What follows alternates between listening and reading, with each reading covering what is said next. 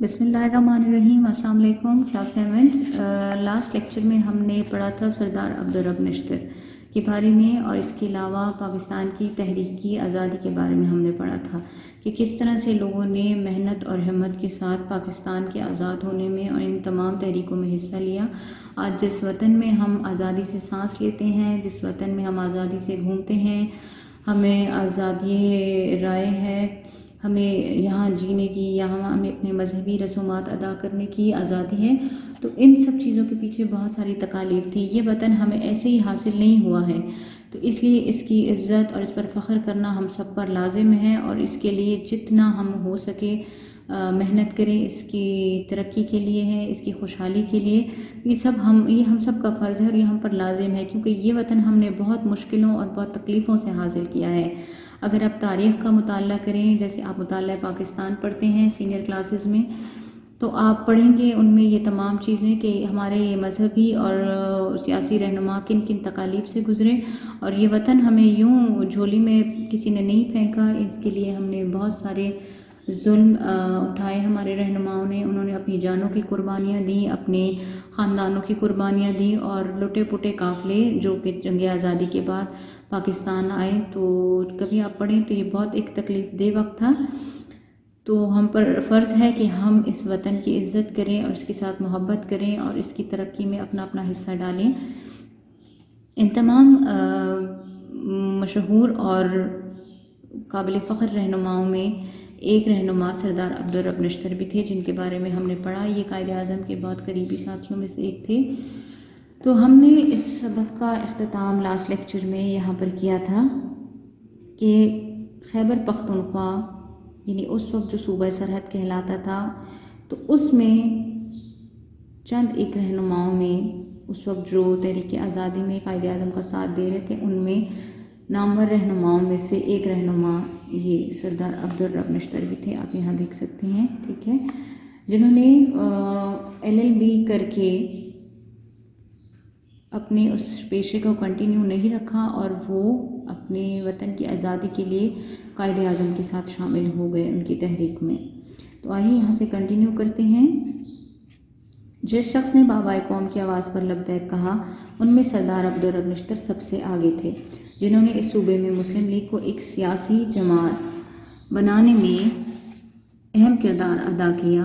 اسی بنا پر سردار عبدالرب نشتر کو سرحد میں قائد اعظم کا نائب تصور کیا جاتا ہے، یعنی آپ اس سے اندازہ لگا سکتے ہیں ان کی اہمیت کا، کہ وہ کتنی اہمیت کے حامل ہیں تاریخ میں، کہ ان کو قائد اعظم کا نائب تصور کیا جاتا تھا۔ مسلم لیگ میں شامل ہو کر انہوں نے بڑی بڑی خدمات انجام دی، جن کی بدولت وہ جلد ہی اپنی قوم کی آنکھ کا تارا بن گئے۔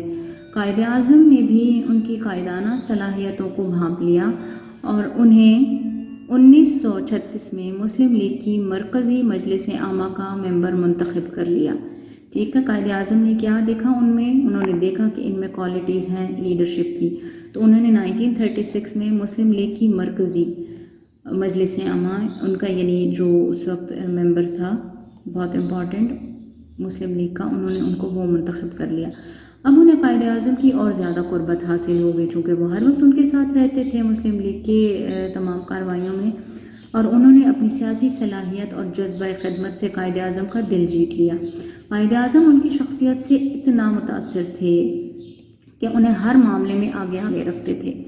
جب بھی کسی اہم کام کے لیے کوئی کمیٹی بنتی، کوئی وفد کہیں جاتا، قائد اعظم اس میں سردار عبدالرب نشتر کو ضرور شامل کرتے۔ یعنی آپ دیکھ سکتے ہیں ان کی اہمیت کا اندازہ یہاں سے کر سکتے ہیں کہ قائد اعظم ان کی شخصیت سے اتنا انسپائر تھے۔ حالانکہ قائد اعظم خود ایک بہت بڑے لیڈر تھے، ان کی اپنی اتنی سحر انگیز شخصیت تھی کہ جس کی کوئی حد نہیں، لیکن سردار عبدالرب نشتر سے وہ انسپائر ہوئے، تو ظاہر سی بات ہے وہ بہت اعلیٰ انسان ہوں گے کہ وہ انہیں ہر معاملے میں آگے رکھتے، یعنی ان سے بغیر پوچھے، بغیر مشورہ کے کسی بھی کام کو نہ کرتے، اور جب بھی کوئی نئی کمیٹی بنتی تو وہ ان کو ضرور بتاتے، یا وفد کہتے ہیں کسی چیز کے لیے پیغام بھیجنا۔ تو پرانے وقتوں میں بھی ایسا ہوتا تھا جب بادشاہ کی حکمرانی تھی، کہ جب انہوں نے کسی دوسرے بادشاہ کی طرف کوئی جواب بھیجنا ہوتا تو وہ ایک وفد بناتے، یعنی اس میں ان کے جو ٹرسٹیبل ورکرز ہوتے ہیں، جو اس وقت دربار میں ان کے وفادار ہوتے تھے، ان کا ایک گروپ بنا کر اس کو بھجواتے تھے۔ ठीक है। कायदे आज़म 1940 में शिमला कॉन्फ्रेंस में जिन 3 अहम मुस्लिम लीगी रहनुमाओं को अपने साथ लेकर गए उनमें सरदार अब्दुर रब निश्तर भी शामिल थे। फिर इसी साल जब वाइसराय हिंद की ज़ेर निगरानी कांग्रेस और मुस्लिम लीग के इश्तराक से अबूरी हुकूमत कायम हुई और इसमें मुस्लिम लीग की 5 नशिस्तों के लिए लोग नामजद किए गए तो उनमें सरदार अब्दुर रब निश्तर भी शामिल थे। इसके बाद जब क़याम पाकिस्तान की मंजिल आई तो 14 अगस्त 1947 की अहम तकरीब के इंतज़ामात करने के लिए कायदे आज़म ने इन्हीं का इंतखाब किया। सरदार अब्दुर रब निश्तर ने उसे हुस्न खूबी से ये इंतज़ामात किए कि कायदे आज़म भी देखकर बाग बाग हो गए। बाग बाग यानी बेइंतहा खुश हो गए। तो आप खुद देख सकते हैं कि वो किस किस्म की कायदाना सलाहियतों के मालिक थे। ठीक है कि 14 अगस्त 1947 जैसी अहम तकरीब के इंतज़ामात भी कायदे आज़म ने उन्हें करने को दिए। सरदार अब्दुर रब निश्तर की एक बड़ी खूबी ये थी कि उनको जो भी फ़राइज़ सौंपे जाते उन्हें वो पूरी लगन और जाँफशानी से अंजाम देते।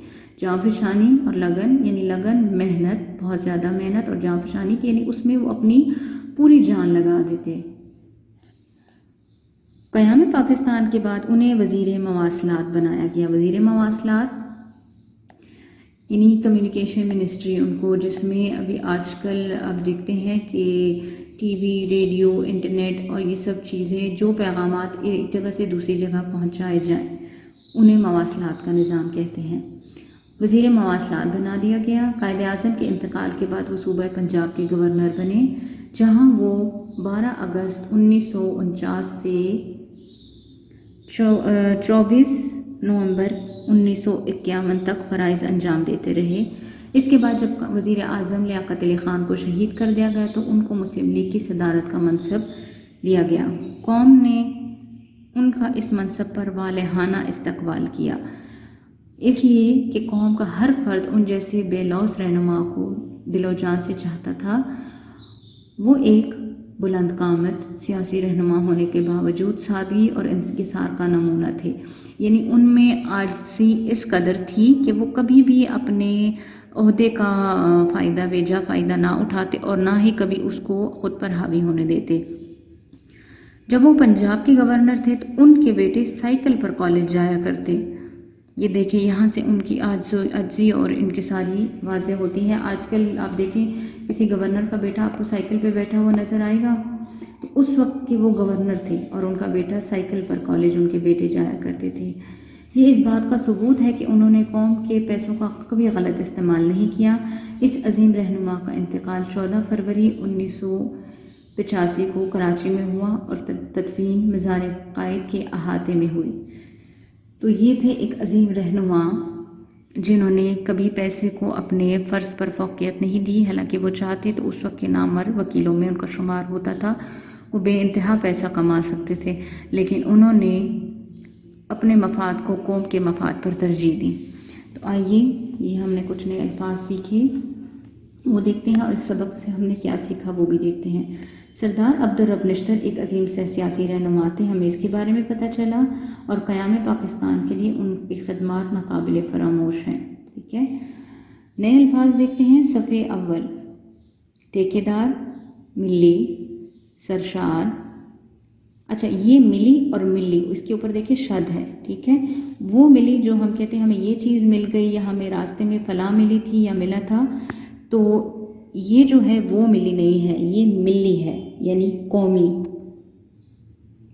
सरशार, जौहर, मकसद हयात, सिविल नाफरमानी, जड़ें काटना, किनारा कश, तंजीम नौ, लब्बैक, आँख का तारा, कायदाना, क़ुर्बत, अबूरी, नामज़द, मवासलात, मनसब, वालेहाना, बेलौस, बुलंद क़ामत, इंकिसार, तदफीन, जमा मर्दी, बाग बाग होना, जाँफशानी। ان سب الفاظ کو آپ 2 سے 3 بار دہرائیے تاکہ آپ کا تلفظ درست ہو، اور اس سبق کو بھی آپ بار بار پڑھیں تاکہ آپ کے تلفظ میں آسانی ہو۔